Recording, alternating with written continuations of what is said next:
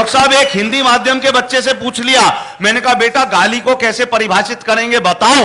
बच्चे का जवाब था, सर अत्याधिक क्रोध आने की स्थिति में शारीरिक रूप से हिंसा ना करते हुए मानसिक रूप से की जाने वाली हिंसात्मक कार्रवाई के अंतर्गत कुछ चुने हुए शब्दों का समूह जिनके उच्चारण के पश्चात मन को असीम शांति का अनुभव होता है। बहुत अच्छे, बहुत अच्छे, लोगों का भी मन कर रहा है देने को।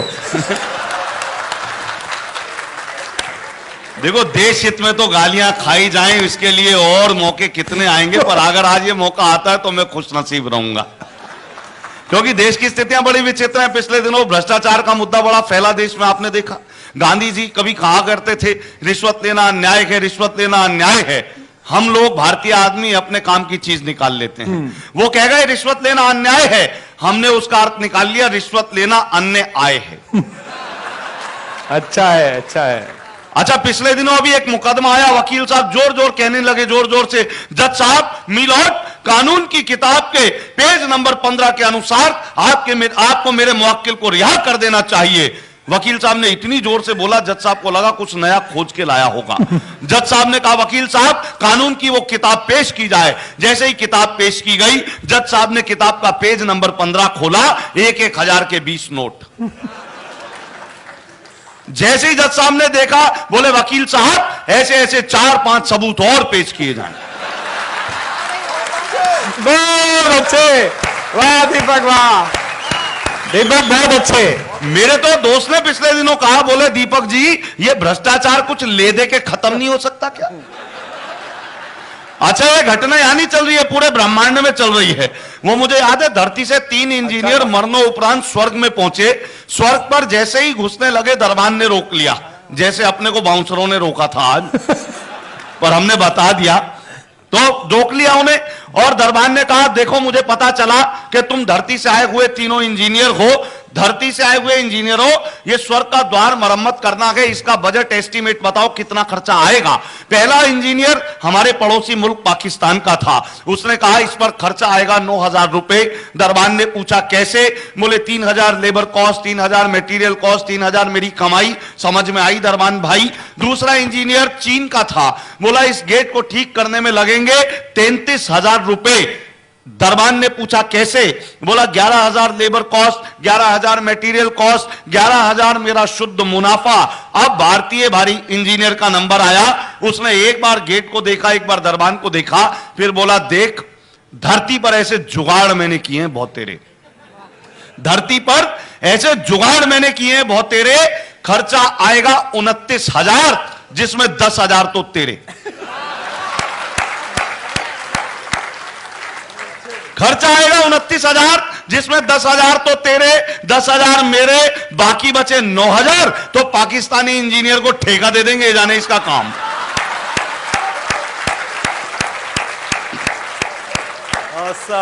ये सारी स्थितियां, पर आइए समय सीमा का निर्वाह करता हूं कि एक कवि सम्मेलन में मैं कविता सुना रहा था। मैंने देखा अगली पंक्ति में बैठा श्रोता ताली नहीं बजा रहा था। मैंने उससे पूछा क्यों भाई साहब, आपको कविता में मजे नहीं आ रहे, आप ताली नहीं बजा रहे? वो बोला ऐसी बात नहीं कि मैंने कवि सम्मेलन के स्वाद नहीं चखे हैं, पर मैं ताली खुद क्यों बजाऊं, अमीर हूं, ताली बजाने के लिए आदमी रखे हैं। मैंने उससे फिर ये शब्द कहे, आप हंस भी नहीं रहे। वो बोला ऐसी बात नहीं कि मैंने अपने होठ सिल रखे हैं, पर मैं खुद क्यों हंसूं, अमीर हूं, हंसने के लिए भी आदमी रखे हैं। और वही श्रोता मुझे मिल गया एक दिन बाजार में, लंबी चमचमाती कार में। मैंने कहा भाई साहब बधाई हो, आपने नई कार ली है। बोला मैंने नहीं ली, कल शादी हुई है, ससुराल वालों ने दी है। मैंने कहा फिर तो डबल बधाई, पर ये बताओ भाई आप हनीमून पर नहीं गए? बोला अमीर हूं।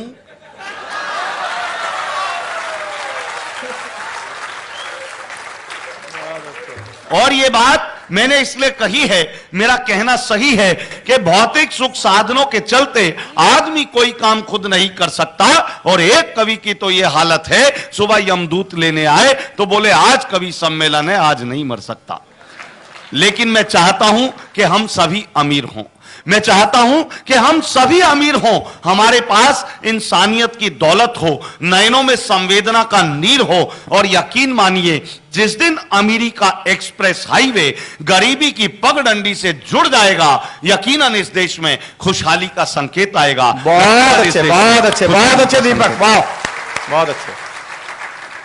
और देश में तमाम स्थितियां हुई।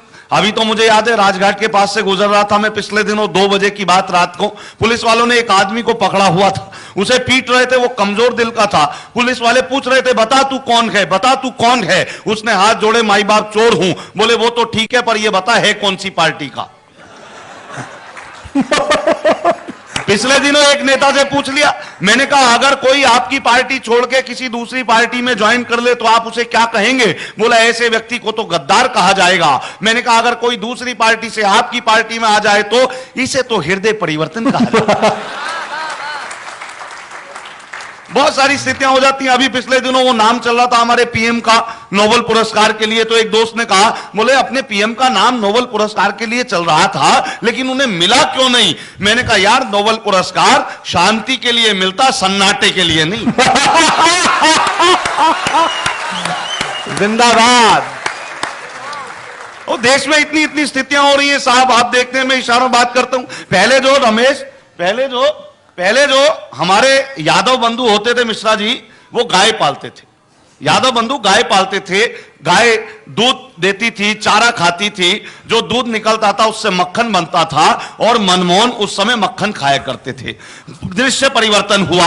अब स्थितियां ये हो गई, यादव बंधु पहली बात तो गाय नहीं पालते, पाल ले तो गाय को चारा नहीं देते, खुद ही खा लेते।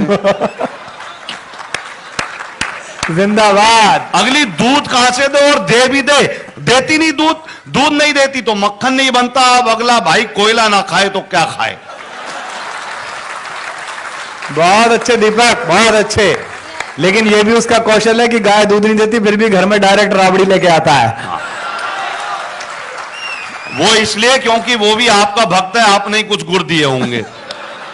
क्योंकि देखो कई लोग कहते हैं डॉक्टर साहब ने प्यार पे पीएचडी की, हमने भी इनसे गुड़ लिया, हमने पीएचडी करने वाली से ही प्यार कर लिया। अच्छा है। लोग कहते हैं ये प्यार के गीत लिखते हैं, प्यार के गीत लिखते हैं, मैं तो इन्हें गीतों का प्रेम चोपड़ा कहता हूं। लेकिन आइए जुड़ता हूं, कोशिश करता हूं, पारिवारिक उत्सव है तो पारिवारिक संबंधित कुछ रचनाएं आपके बीच में देता हूं। अभी 22 तारीख आने वाली है, एक पर्व आ रहा है, वहीं से शुरू करता हूं कि करवा चौथ के दिन अपनी पत्नी का मन रखने के लिए मैंने भी व्रत रखा। सुबह से ना पानी पिया, ना खाने में कुछ चखा। शाम को जब घर आया पत्नी से फरमाया, बता डार्लिंग ऐसा क्या करूं कि तेरी जिंदगी में ऐश हो जाए। पत्नी मुस्कुराते हुए बोली, कुछ ऐसा कर दो तुम्हारी जीवन बीमा पॉलिसी कैश हो जाए। अच्छा, जब कवि को लगा कि उसकी पत्नी के उसके बारे में ये विचार है तो उसने कैसे निपटाया कि एक कवि के घर डाका डालकर जब डकैत जाने लगे तो कवि की आंखों से आंसू आने लगे।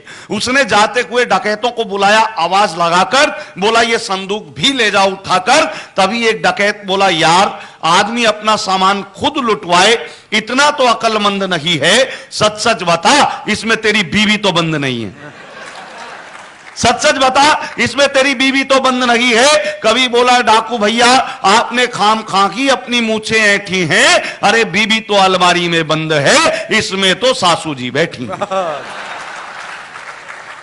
तो कई बार होती है, मैं शब्दों का घालमेल बता रहा था कि वो कुछ कह के गए और हमने अपने काम की चीज निकाल ली। एक कविता सुनाता हूं, पूरे पारिवारिक दृश्य का आनंद लीजिए कि मैं कवि सम्मेलन में जाने को हो रहा था तैयार। मैं कवि सम्मेलन में जाने को हो रहा था तैयार। मेरी पत्नी को जाना था बाजार। सकुचाती शर्माती मुझसे बोली, मुझे छोड़ दोगे क्या। सकुचाती शर्माती मुझसे बोली, मुझे छोड़ दोगे क्या। मैंने कहा मैं तो कब से तैयार बैठा हूं। मैंने कहा मैं तो कब से तैयार बैठा हूं, पर 7 फेरे लेने के बाद लाचार बैठा हूं। अब इसमें ना तेरी कोई खता ना मेरी कोई खता, पर तुझे इस बात का नहीं पता कि शादी वाले दिन जब घोड़ी पर होकर सवार मैं पहुंचा मंडप के द्वार, तो तेरे पिताजी ने मेरे हाथ में 2 लाख रुपए देते हुए कहा, बरखुरदार ये मेरी इज्जत तुम्हारे हाथ में है, कहीं जानी नहीं चाहिए। बेटा पैसे हर महीने आते रहेंगे, लड़की मायके नहीं आनी चाहिए। बहुत अच्छे दीपक। इतना सुनते ही मेरे फेरे तो पड़ गए, पर फेरे पड़ते ही ससुर जी अपनी बात से मुकर गए। पर मुझे इस बात का ना कोई दुख है, ना कोई पछतावा, ना ही मैं पछता रहा हूं, बल्कि आज तक ईमानदारी से अपना धर्म निभा रहा हूं, क्योंकि मैं जानता हूं कि पैसा तो आना जाना है, पर घर में जो लक्ष्मी आई है वही मेरे लिए बहुमूल्य खजाना है, वही मेरे लिए बहुमूल्य खजाना है। और मित्रों, मैं चाहता हूं एक कविता और देता हूं और दो शेर देकर अपना स्थान लेता हूं। कहता हूं कि एक आदमी ने करके शादी रजिस्टर्ड करा दी। एक आदमी ने करके शादी रजिस्टर्ड करा दी, रजिस्ट्रार ने भी मोहर लगा दी, बदले में उसे एक सर्टिफिकेट मिला, देखते ही खिला, फिर अनायास हो गया उदास, अपना मुंह खोला, रजिस्ट्रार से बोला, साहब ये सर्टिफिकेट तो जाली है। बोला, साहब ये सर्टिफिकेट तो जाली है, क्योंकि इसमें शादी की एक्सपायरी डेट का कॉलम खाली है। क्योंकि इसमें शादी की एक्सपायरी डेट का कॉलम खाली है। तो रजिस्ट्रार ने उसे बताया, बड़े प्यार से समझाया, ऐसा नहीं कि हमारे यहां शादियां ही होती हैं या तलाक के मुकदमे दायर नहीं होते हैं, पर ये हिंदुस्तान के मेरे दोस्त, यहां पर आदमी एक्सपायर होने के बाद भी रिश्ते एक्सपायर नहीं होते हैं। आदमी एक्सपायर होने के बाद भी रिश्ते एक्सपायर नहीं होते हैं। और मित्रों, चलते चलते कहता हूं, मैं तमाम कोशिशें करता हूं, नए नए प्रयोग। डॉक्टर साहब आप भी पहली बार सुनेंगे कि सुबह का अपना मजा है, शाम का अपना मजा। सुबह का अपना मजा है, शाम का अपना मजा, जूस का अपना मजा है, जाम का अपना मजा। जूस का अपना मजा है, जाम का अपना मजा, एक के संग एक फ्री है इन दिनों हर आइटम। एक के संग एक फ्री है इन दिनों हर आइटम, मुफ्त का अपना मजा है, दाम का अपना मजा। मुफ्त का अपना मजा है, दाम का अपना मजा। और आशिकी में कल मैं उसके भाइयों से फिर पिटा। हाय बधाइयो।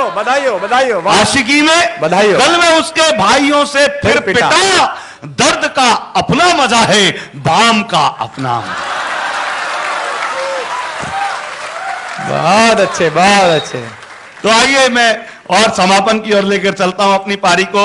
तमाम रंग होते हैं, हास्य का है। मैं कोशिश करता हूं कि भले ही मद में रहते हैं, भले ही मद में रहते हैं, मगर हम हद में रहते हैं। अच्छा है। भले ही मद में रहते हैं, मगर हम हद में रहते हैं। परिंदे आसमां पर भी जमी की जद में रहते हैं। बहुत अच्छा है। परिंदे आसमां पर भी जमी की जद में रहते हैं, हमारी उनसे बनती है जो अपने कद में रहते हैं। बहुत अच्छे।